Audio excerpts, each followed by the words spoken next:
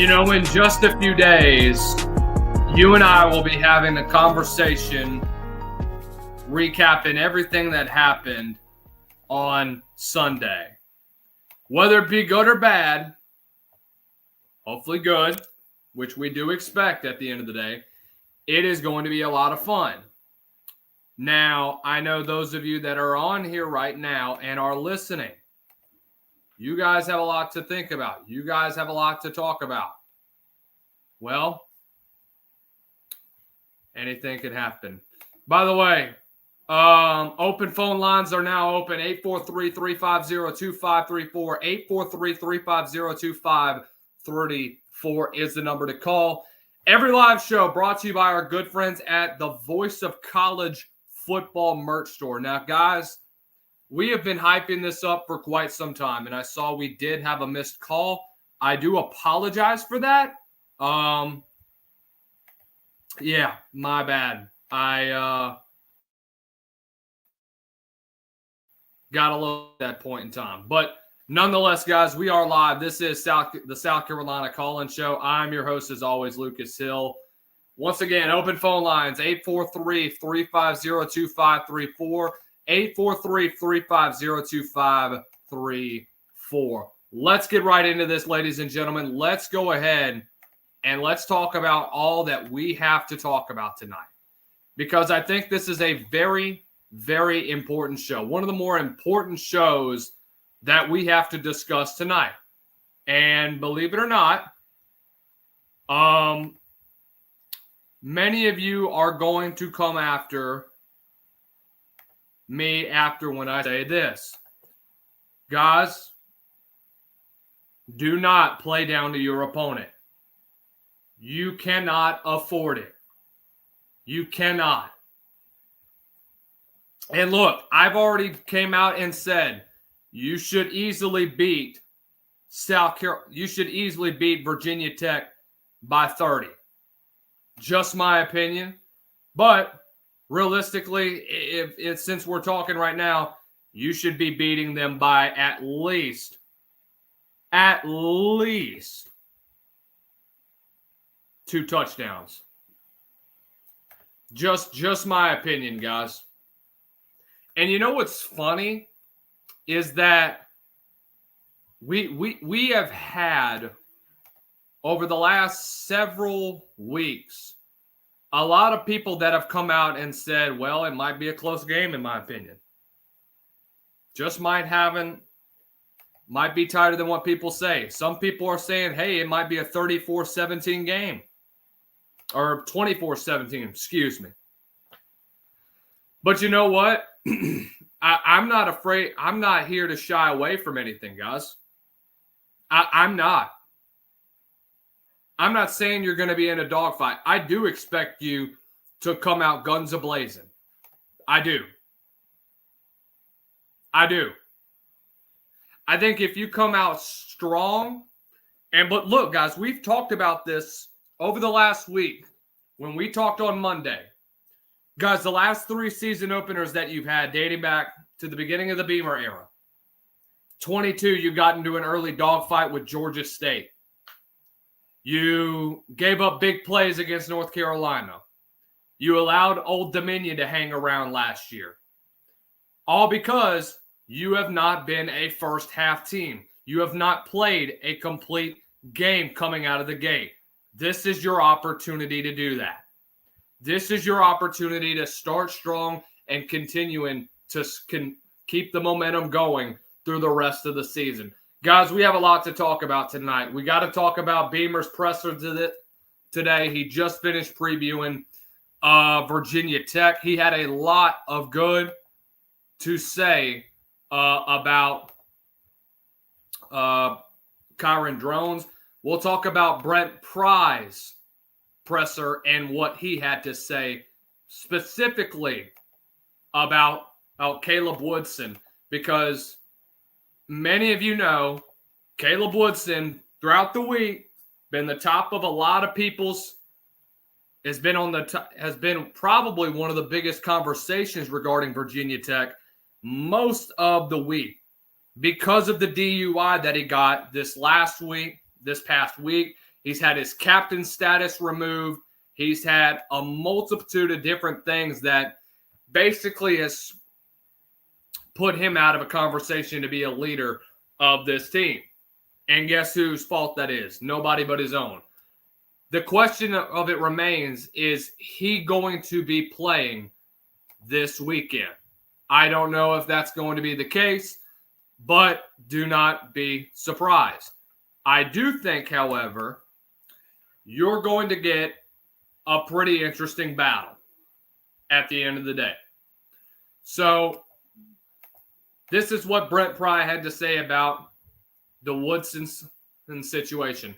I think every situation we look at individually, to be honest, everybody's a little bit different. We got good kids on this team, and we've got a good culture. A lot of mileage with a lot of guys. I don't make hasty decisions. I like to make sure that you get all of your information. I like to call some different head coaches that have been doing it a long time and get their perspective on things and their team. But in the end, it's internally as a family with every situation. That's how we deal with it. Coaches, players, any kind of adversity, you kind of approach it that way. Now, they came out yesterday when this first got released about the DUI situation, and they said, then the administration said there was going to be no further comment until a later date. Now, all likelihood, they can pick a day from what I'm hearing of when they could suspend Caleb Woodson. Now, I don't know what that day is going to be. It could be the Wofford game the following week. It could be the first ACC game of the week. It could be the opening game. We don't know yet. So we won't have a decision, all likelihood, until we get to either the day of the game or the day of the game, or maybe before. Either or, guys. You shouldn't worry about one guy. Caleb Woodson's a damn good linebacker. Make no mistake about that. Caleb Woodson is a really good linebacker. Guys, a couple years ago, he's been a guy that's been with this program for the last 2 years. Last year took a step forward, 72 tackles, second on the team in that department, 7.5 tackles for loss and a pair of sacks and an interception. So they can rely on him and they trust him at the end of the day. But when you look at the depth chart that Virginia Tech has, and I did want to point this out because I think it's worth noting for this season.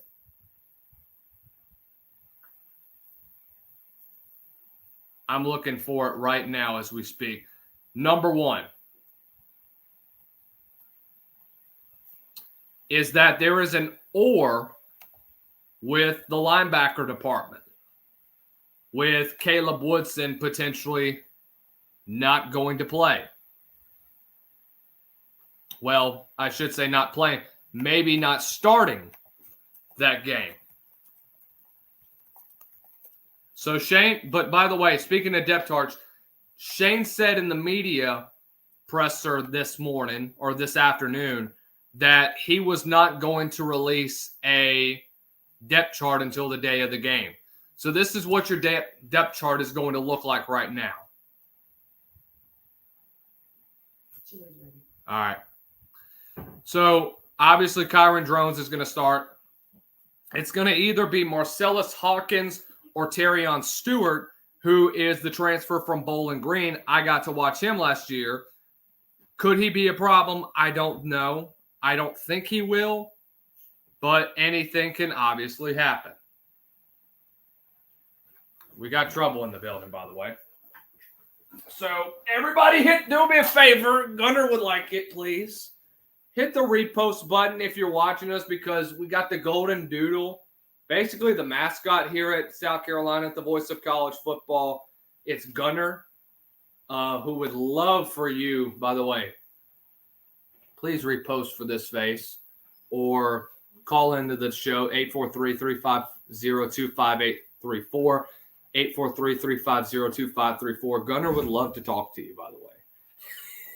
I'm just saying. Or join the StreamYard link in the comments section. I'm just saying, to everybody that's watching us on Instagram, I don't know if we even have anybody on the Instagram. No, we don't have anybody on the Instagram. But this is Gunner. Many of you have seen Gunner before appear on some of the shows, but he's been a day one diehard South Carolina at the voice of college football fan. Okay. So one thing I did want to kind of discuss while we were here is, where was I at? I was on the depth chart. It's either going to be Marcellus Hawkins or Terrion Stewart. I would expect Hawkins to come in and be your primary starter. Hawkins just has more speed. He's got more agility, and he is pretty much more experienced compared to Terrion Stewart. But this is one where I think you got to look out for. And looking at the linebacker room, Caleb, most linebackers do not have an or right next to the name. Most ors are going to be guys that are going to be in their first year as a starter. Remember, last year, if those of you that watched Virginia Tech last year, guys, Caleb Woodson was not an or for the last several games of the season. He's an or to start off the game. It may be him or Antoine Santiago that's going to start off the game. We'll see what happens. But for now, it is going to be Caleb Woodson that's going to be in the middle.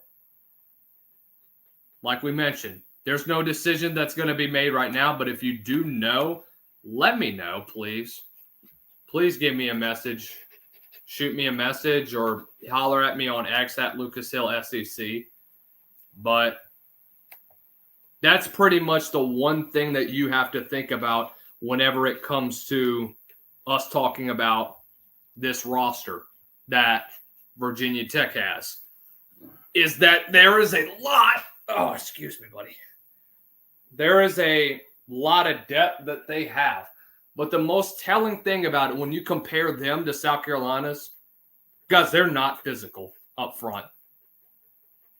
He's more physical than Virginia Tech's offensive line. And you know what's funny, too, is that this is a program that has had multiple different transfers on that offensive line that you've had to watch film on and basically have – oh, you all right, bud? You've basically had to watch different film of different teams because of the amount of transfers. You had 3 on West Virginia's offensive line specifically. That's something that Beamer pointed out in the presser earlier today, which was discussing the amount of guys that they have that came from other transfers that you had to go in and pull tape from other programs like West Virginia or some other FCS programs like Mercer or a D2 program like I think it might have been anyways. That really doesn't matter. But my point is that you've had so many freaking different looks from many different colleges that you've had to go basically look at other teams around other conferences to get a better look at them. Okay. But yes. So that's been the morale. Well, more of the MO from Shane at the end of the day.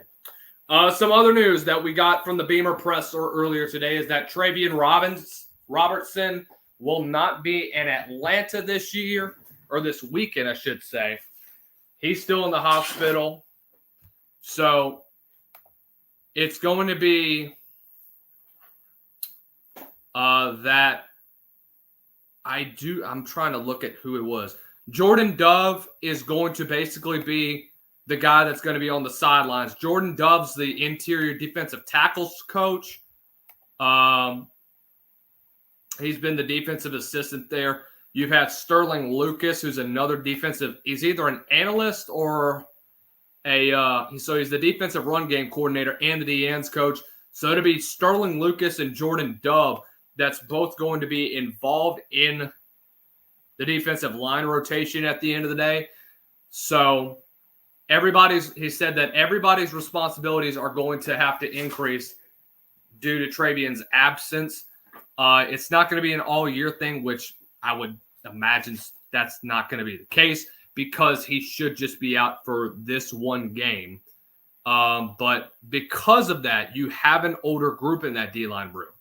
Now, you may have lost a lot of stars, especially when we talk about Tonka Hemingway, TJ Sanders, Kyle Kennard. But you talk about guys like Nick Barrett, who's been there for 3 or 4 years.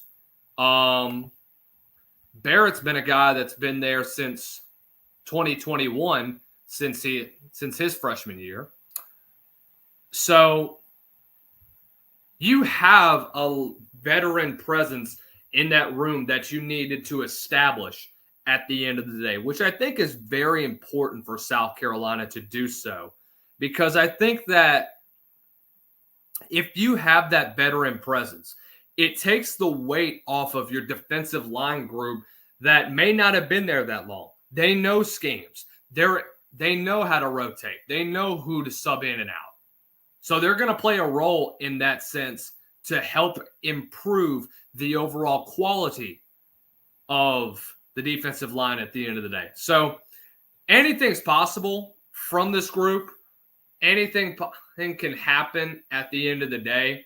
My biggest takeaway, though, is that if you are South Carolina in this room right now, number one, you have to be able to establish yourself, establish a presence on the D-line early and often. That's what's going to make a difference in this game. Guys, I've already said this. You are much more physical when you compare it to Virginia Tech starting offensive line, which is a mess, in my opinion. But I will say the one guy I do have concerns about is obviously Ben Bell going up against this young offensive tackle room. Now, let's talk about the O-line room. Now, we talked on Monday about Boaz Stanley and how Mike Shula talked about how it's going to start with the communication that begins with him and extends toward that entire offensive line. How big of a role is that going to play comes this Sunday? Well, let me just tell you, it's going to be a massive role that Boaz Stanley is going to play. I think he may end up being the X factor at the end of the year for South Carolina. And it's crazy for me to say that because he plays offensive line, but you got to realize when you talk about communication and you talk about establishing a voice that's needed in that entire room, a veteran voice that needs to be required of, that's Boaz Stanley. He may not have been around the program for very long, but guys, he's been around many different programs and many different coaching staffs to basically help elevate his game and help establish himself, potentially being a future leader in this offensive line room. And I think at season's end, Stanley's going to end up becoming that guy. It's either going to be him, it's going to be Josiah Thompson, or it might be Rodney Newsome, which, by the way, so Newsome right now, I think is going to be listed at guard. I am interested to see if he moves around the offensive line. I want to see him kind of get flexible. I want to see him kind of play outside and tackle, maybe a little bit of guard as well.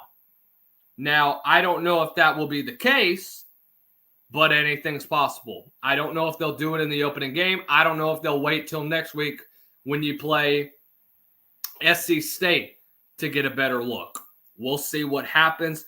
Only time will tell with this whole situation.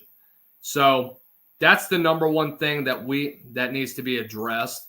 That's one of the things that I think is important when it comes to all of this at the end of the day. So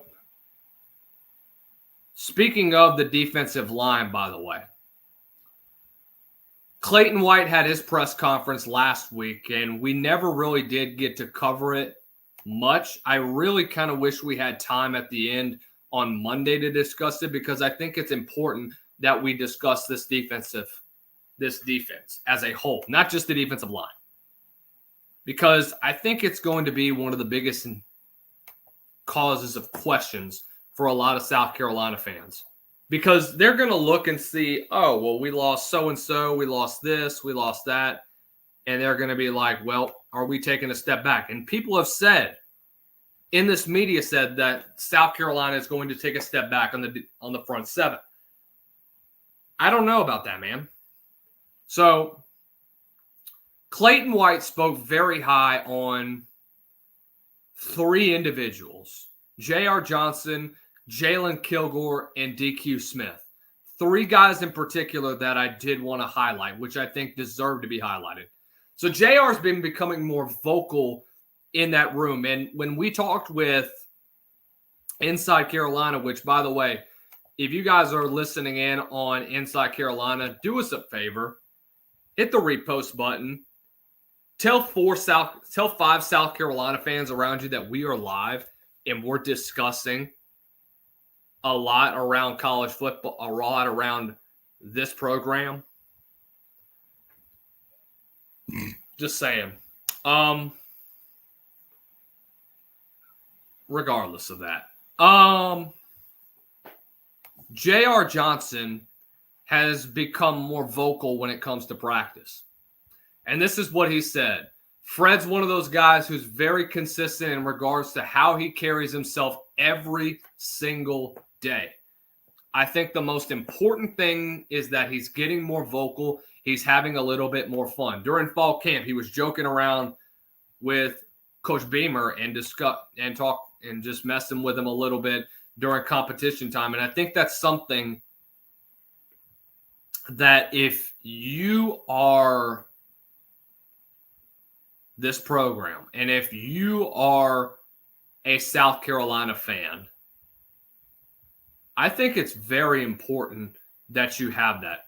By the way, I was kind of confused as to why Auburn transfer Jaden Muskrat wasn't on the depth chart as well. They said that he is injured at the current moment and will not make the trip there, which sucks. I mean, it really, really sucks, in my opinion, because that's a guy that you're about to count on, in my opinion. That was an important get for you in the portal, is another interior lineman. Reed Hoffman wasn't going to be the guy, so now the interior got a bit weaker, in my opinion. So I think if you're the interior of this defensive line, which we'll get into in a minute, you ought to be licking your chops. But that's something that we've talked about a lot, is J.R. Johnson's becoming more of that Demetrius Knight type leader that you need in that locker room. And I think that it's very important that you got that need.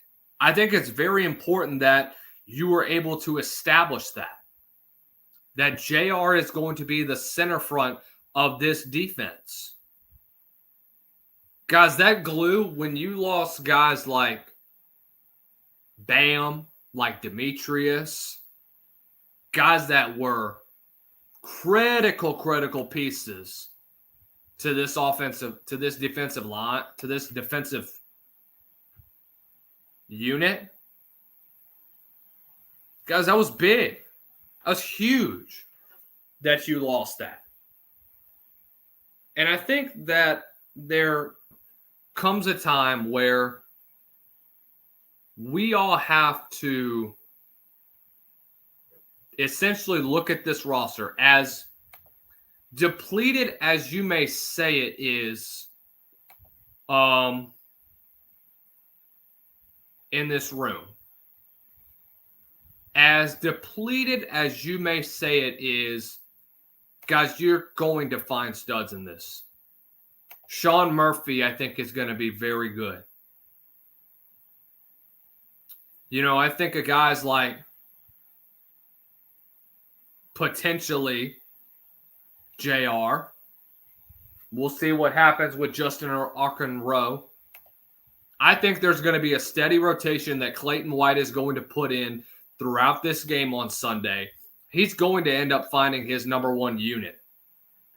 They're going to find a group of guys. So, again, there's going to be no depth chart probably till the day of the game, which I don't have a problem with at this point in time, knowing what Beamer has been like in the past. But again, guys, if he's not putting one out there right now, then that means we're going to be expecting something pretty interesting or something that we just don't expect at this point in time. So we talked about the interior, and we talked about guys like Nick Barnett, but we look at guys like Monkel Goodwine, who's going to really step up his game. Gabe Brownlow-Dindy, which, by the way, we've talked about quite a bit, and we talked about how he'll make an impact. We talked about how his presence is going to be needed on the interior, the former five-star from Texas A&M, who's going to be utilized a lot throughout this defensive line, and I think is going to be incredible whenever you utilize him properly, whenever you get him lined up wherever it is on the field. He's going to take advantage of these opportunities, and he's going to end up basically – he may end up being a starter when it's all said and done. I think he is starting right now, but don't be surprised if he ends up getting an all-SEC mention when it's all said and done. Okay, so we've reached the halfway point of our call-in show, guys. Make sure you guys like, share, subscribe, turn on that bell notification wherever you are watching us, guys. This video is always presented by our good friends at Amazon. For more information on our good friends at Amazon, here is Mark. We'll also hear a word from our BOCFB Bets unit. You can make a difference here at the Voice of College Football. Use the Amazon link. Financially contribute to the Voice of College Football without spending a penny. Same shopping experience. It's easy. Go to any video on any channel. Go to the description section and grab the link right next to the capital letters that say Amazon. Use that link, and Amazon will instantaneously convert to your account, settings, history, everything intact, just like whatever link you use right now. No difference. Pay no attention to the product that you see right there. Just go search what you want. Don't forget the Amazon link. Thank you for your support. Sincerely, the Voice of College Football. College football is even more exciting when you've got some action on the line, and the games are even better when you're cashing in. And the Voice of College Football is the place to be to get the greatest value. Start with my picks. 75% against the money line, 58% against the spread, and I've got a 40-plus year track record.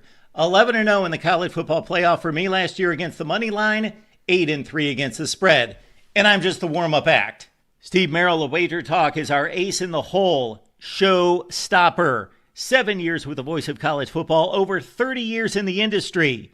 Steve gives us analysis on all the big games, but you can't miss Steve's weekly under-the-radar pick. 28-12 against the spread the last 3 years.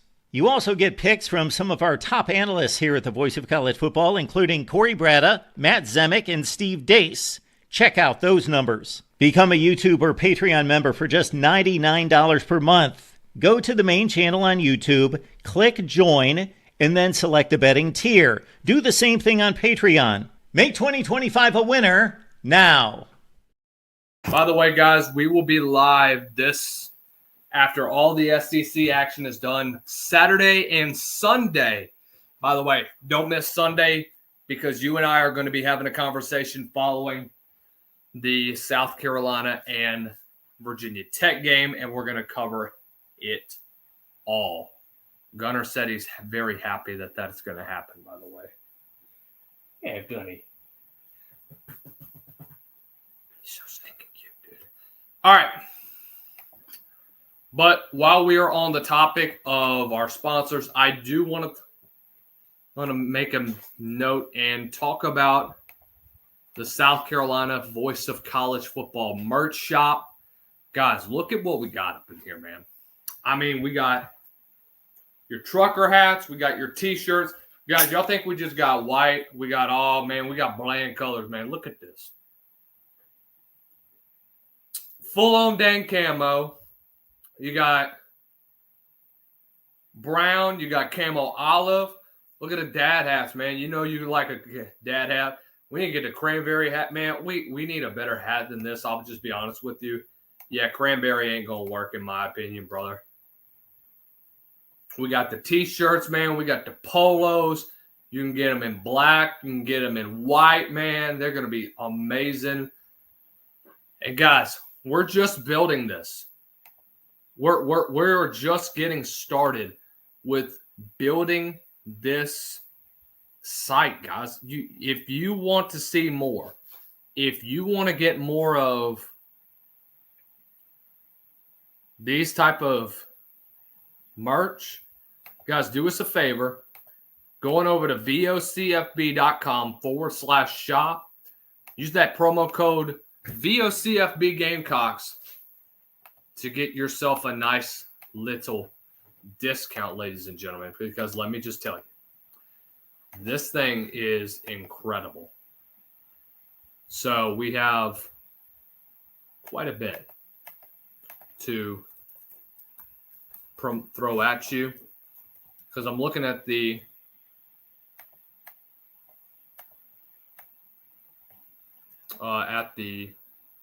codes, seeing if they do. But once we get everything in order, guys, going over to vocfb.com/shop. Use that promo code VOCFB Gamecocks. By the way, got some more pretty interesting news at the end of the day. And look, we're going to have a lot of fun with it. So, with that being said, let's talk about some more from the press conference. So,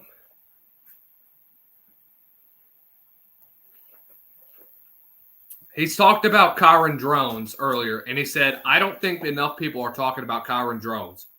He's a heck of a talent and can make all the throws. He reminds me a lot of Lenoris in his ability to run the football. He's a quarterback who's able to run the ball, but he's not shying away from contact. I mean, he has a play against Old Dominion last year where he breaks it off for 60 and he's trying to run over people. So it will be a big challenge for us. Can you tackle in the open space? Let me tell you, if you are South Carolina right now, and if you can't tackle in space, you're going to be in a bind. You're going to be in a bind.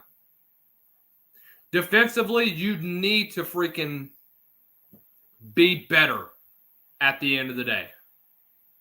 You have to make sure you guys wrap up.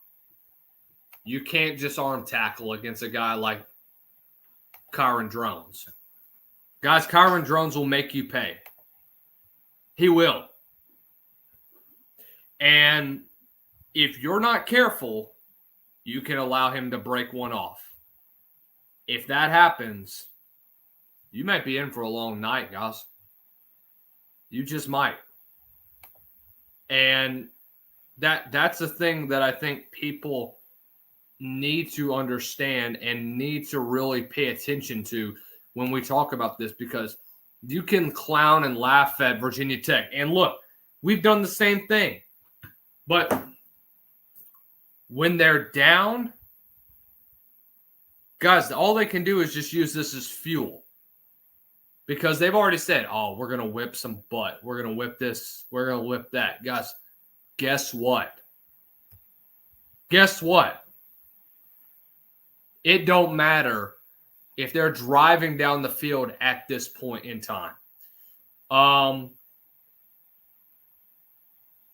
So you better be able to shut down number 9 or number 1, excuse me.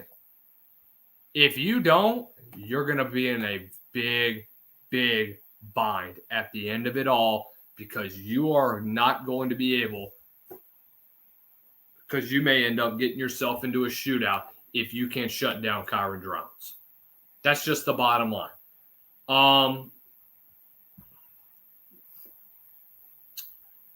We talked about setting the tone early, and we talked about putting together good, effective drives, not necessarily blowing any sort of opportunity that you have to really just kind of limit anything that may leave you behind.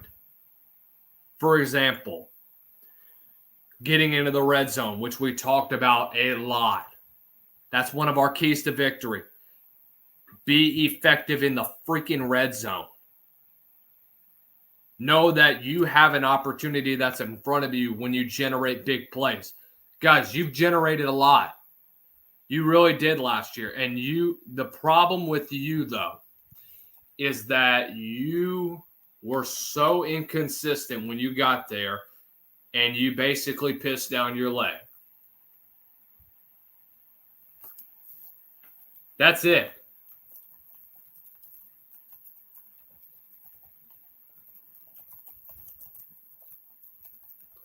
Guys, you were 107th last year in red zone efficiency.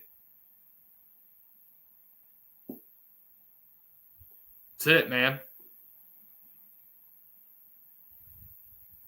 You can't go into a freaking game like this and lollygag around. Defensively, should not be a problem. Offensively, in my opinion, you better find an overall identity. I think you have that identity. But my thing is that you have to take advantage of your opportunities in the red zone. We've talked about it over and over and over and over again. Why do I say that? Because I don't want to hear you guys in the chat and hear what you guys have to say about, oh, well, you keep talking about red zone. Oh, we've been good in fall camp. Fall camp don't mean crap anymore. Fall camp is over with. It's game week, dude. I don't care about what happened in the spring. That's been 4 months ago. Guys, what matters in front of you is what Virginia Tech is going to throw at you. You better get ready to throw the freaking kitchen sink at them. Guys, FanDuel, let me tell you what FanDuel has South Carolina and Virginia Tech at right now. Let me tell you what the line is for this one. Okay? South Carolina is the 7.5-point favorites. So Vegas, don't give me, and by the way, don't give me that, oh, Vegas knows more about the game than we do BS. No, they don't. Vegas is not a bunch of damn college football analysts or predictors or whatnot. No. No. That's BS. That's BS, guys. So, once again, you should easily beat this team by 14. But not only do you have to establish yourself in the red zone, guys, sudden change is real. You had a good bit of those last year. Taking advantage off of turnovers is what you're going to have to do this year. Let me tell you one great example of you having to take advantage of turnovers that, in all reality, you should have had many, many opportunities to generate a lot of points. Just saying. You have back-to-back turnovers that South Carolina has. You get a goal line stop, you don't do anything with the football. Mostly is because you had Robbie Ashford in the game. Now, I know what you all are going to say because I agree. Robbie Ashford is not that great of a quarterback. Let's say Lenore Sellers is in the game. You were able to generate momentum because they forced the fumble early on in the fourth quarter. You forced the issue. And in the fourth quarter, guys, in the fourth freaking quarter, you forced LSU into not one, but 2 turnovers. 2 turnovers that you got them in great position in. And I know what you guys are going to say. The Nicky Manwari pick 6 should have stood. I agree with you. I'm from Baton Rouge. I agree with you. But guess what? Your offense was anemic. If Lenore Sellers was in the game, sure, things would have changed. But regardless of that, guys, you didn't establish yourself on the line of scrimmage early, which you need to do. That's the number one thing I'm looking at is how this offensive line is going to perform against this VT front four. Let me tell you, this ain't going to be the toughest front four that South Carolina is going to face. I promise you. And if you think I'm lying, you better go look at yourself in the mirror and you better really study this South Carolina team. You know, you may think I'm crazy, but let me tell you, I'm not. By the way, you know what really sucks, though, if you're South Carolina? Who is that cat from that had a hell of a game against Kansas? Or John Kamara. That's who I'm thinking of. Guys, John Kamara dominated in his opening game against UNLV. I mean, dominated. Literally had one of the best games that he had last week against UNLV. And I don't want to hear that, maybe he wasn't that. Well, maybe he didn't do a whole lot for Kansas. Well, the exact opposite happens. Because, oh no, that's not who I'm thinking of. I'm thinking of the other dadgum Kamara, Bangley Kamara. Which, by the way, Bangley Kamara had a fantastic game. I really wish you would have kept him on in a redshirt year last year. You should have. Sucks, man. Really sucks because he could have been a guy that you could use off the edge. Which, by the way, if you don't remember, South Carolina is still struggling with injury on the edge. George Wilson's hurt. There's a lot of other guys that are hurt that you really need to counter, that you need to continue to fill in. You got to find an effective number 2. You got to find different packages for guys like that. So that's going to be the number one thing that I want to see from that defensive line unit is, can you establish yourself early? In the secondary, DQ Smith and Jalen Kilgore. Clayton White said in the presser, he said, what I love about Kilgore is that, to me, I always have a lot of respect for football players who put in the work. And you can see the improvement right in front of your eyes. I think that's what I've seen from him, just to focus on the day-to-day details. Said the same thing, almost the same thing about DQ Smith. The good thing about DQ is that he's really been a leader since he's had leadership qualities from day one. High school quarterback, but now he's the voice. Like, he is the muscle back there. He is the one who's been around the most. So guys are going to be looking for him for calls and checks. But this is something he's really used to. 2 years ago, he had to be the second and third voice, but now he's the first voice. He said he's one of his favorite football players of all time. Almost the teacher's pet. What does that say about DQ Smith? I have DQ Smith and Jalen Kilgore as all SEC picks, by the way. And I think that at the end of the day, we're talking about two of the best DBs in the 2026 class. Guys, both of these dudes are going to be utilized a lot on Sunday. I want to see Coach White use them in a variety of different ways. Use them in different blitz packages. See him. Look, the thing about Jalen Kilgore, he's aggressive when you get him into press coverage. He's a true shutdown corner. He's one of those OG shutdown corners that you like to see. And I think it's going to make a difference for you at the end of the day when it is all said and done. My freaking mic hadn't even been plugged in. God dog, man. That's stupid. But that's reality right now for South Carolina.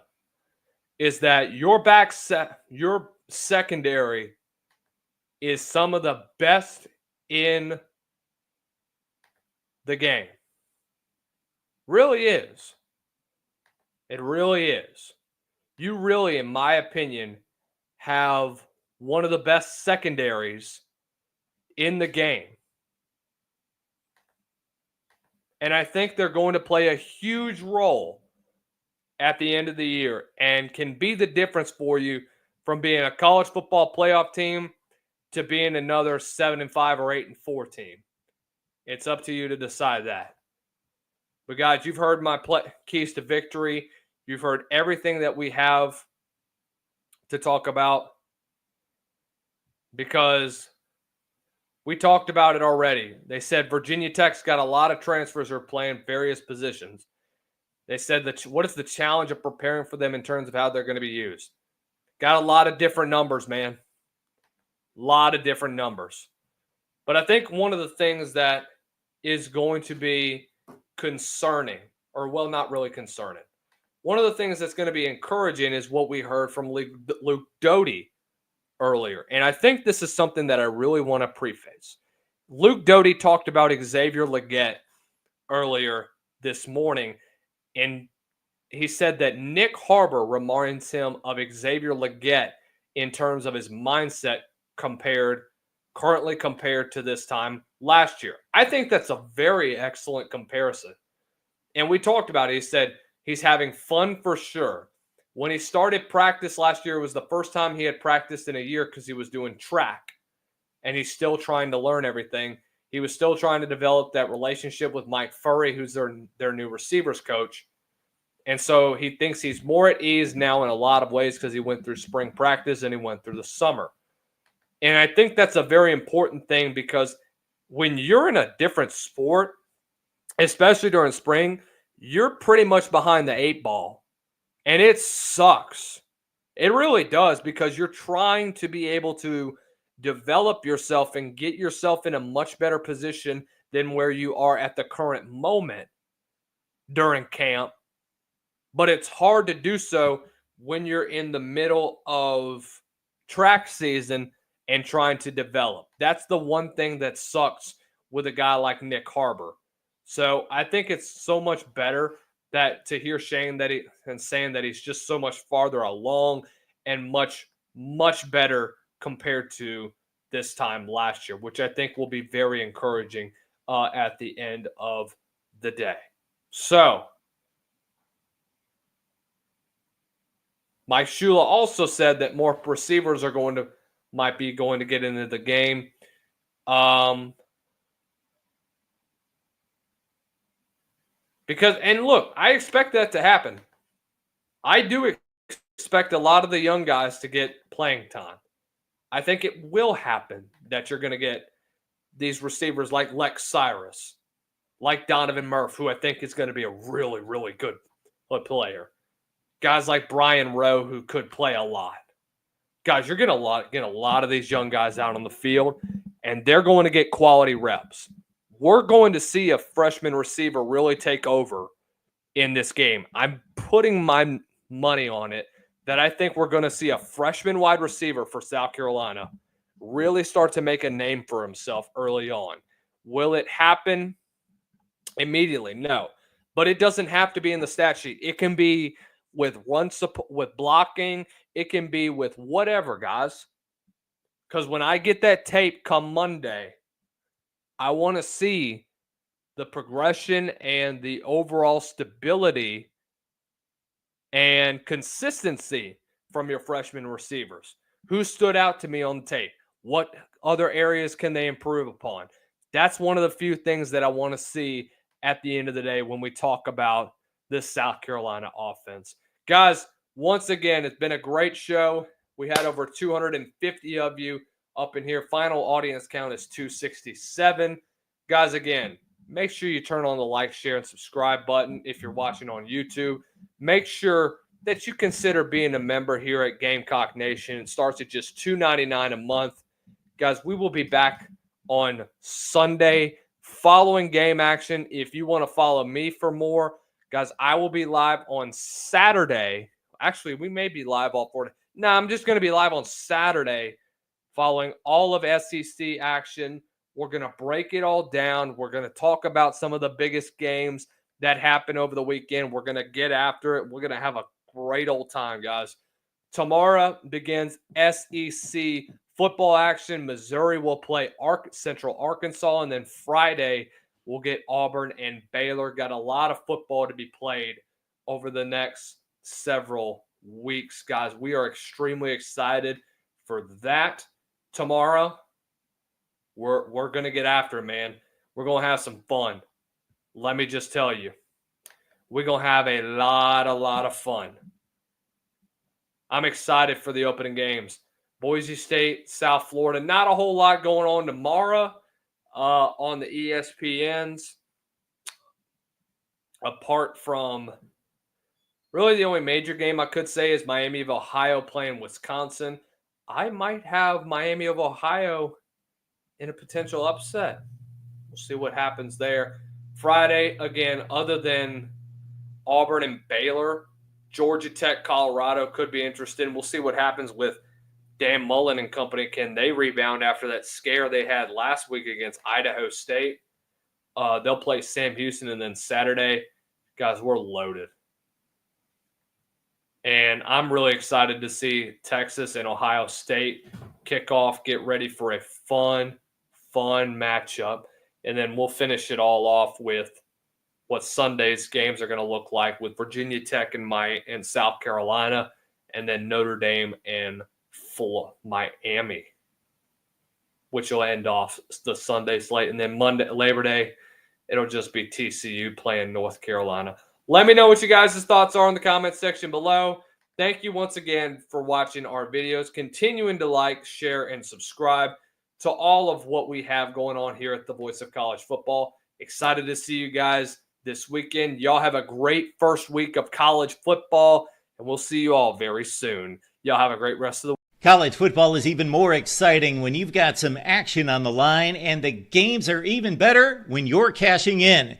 And the Voice of College Football is the place to be to get the greatest value. Start with my picks. 75% against the money line, 58% against the spread, and I've got a 40-plus year track record. 11-0 in the college football playoff for me last year against the money line, 8-3 against the spread. And I'm just the warm-up act. Steve Merrill of Wager Talk is our ace in the hole, show stopper. 7 years with the Voice of College Football, over 30 years in the industry.